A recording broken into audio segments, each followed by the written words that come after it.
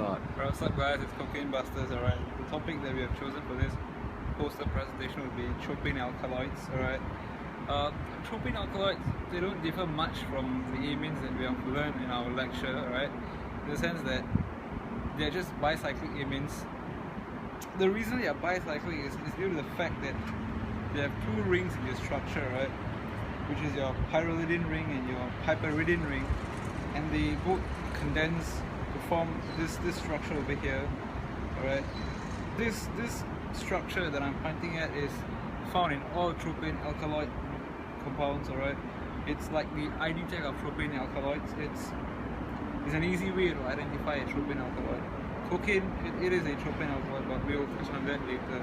Alright, so for tropane alkaloids, they are used worldwide in the pharmaceutical industry. They have a lot of uses, but the most popular use of tropane alkaloids would be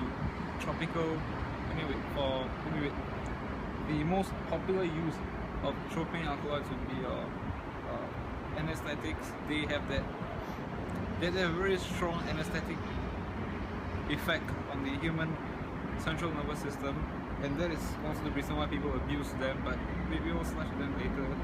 Alright,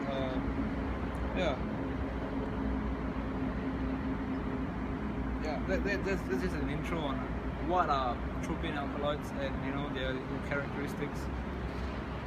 We'll move on to the biosynthesis of tropane alkaloids. How are these alkaloids actually produced? Alright, for tropane alkaloids, they are not found in a pure state in nature. They're usually found in plant esters. They consist of part of plant esters. Alright, so it's pretty hard to get a 100% pure tropane alkaloid extract. So you do have to perform certain tests in the lab to get a pure product.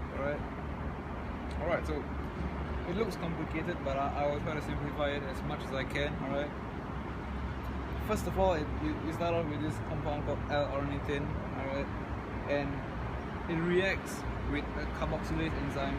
Right, a carboxylase enzyme basically removes carbon dioxide from a compound, which forms putrescine. Putrescine is just a diamine. Although we didn't learn it in organic chem, it is a diamine, and thus it's a primary amine.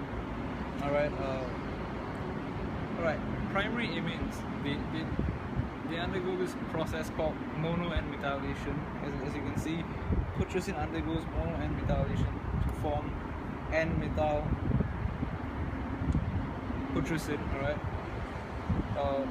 and then from this stage, N-methyl putrescine, it undergoes a oxidation reaction with N-methyl putrescine oxidase. That's an enzyme. Alright, and so putrescine gains an oxygen atom. Alright, and it forms a compound that contains both an aldehyde and an amine. Alright, giving rise to N-methyl butanol. Alright, it's right here, and from this part onwards, there's nothing really much to say about the biosynthesis pathway, in the sense that this big product here, this is the founding father of tropane alkaloids and nicotine. It's called the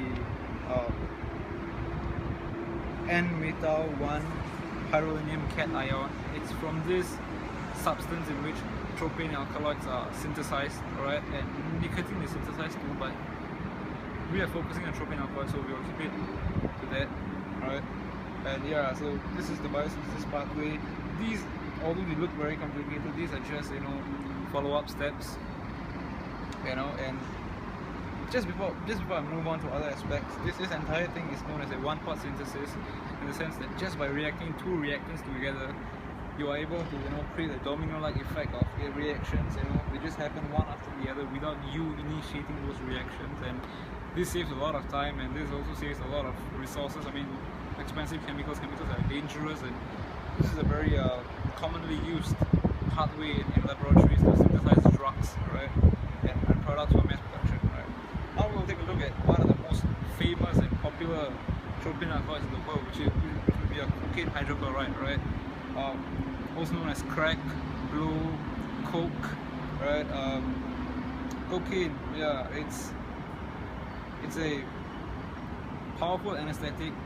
you know, it does have some very good medicinal purposes, but a lot of people tend to misuse it due to the euphoria or high you get from it.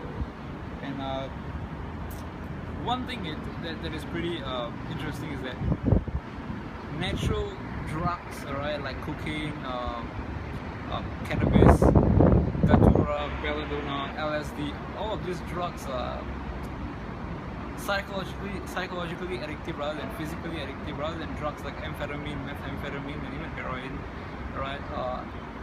Yeah, so that's an interesting fact about cocaine, alright, and this just shows how cocaine affects the dopamine levels of the brain. Right, now let's touch on the positive aspects of tropane alkaloids. The major one would be these are powerful anesthetics, alright. They are also used as mydriatics, which dilate the pupil of the eye for eye surgeries, and also they act as bronchodilators, alright, which dilate the bronchi in times of breathing difficulty, and also for the surgery, but always that's pretty rare. So I hope this entire presentation was quite informative. I know some parts were a bit of not so clear here and there, but more or less I hope the presentation would spark your interest, in researching about tropane alkaloids. And yeah, I mean, you should all try some cocaine, man. Good luck. Bye. Thanks.